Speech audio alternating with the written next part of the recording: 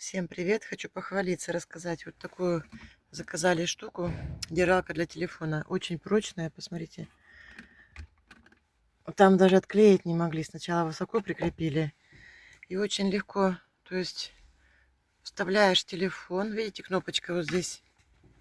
Телефон нажимаем. И он замечательно его держит. Сейчас я вам покажу даже. Так, вставляем телефон, например. Хоп.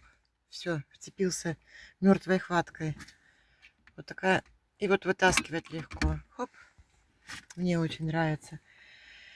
В тему заказали. Качество замечательное. И зеркало.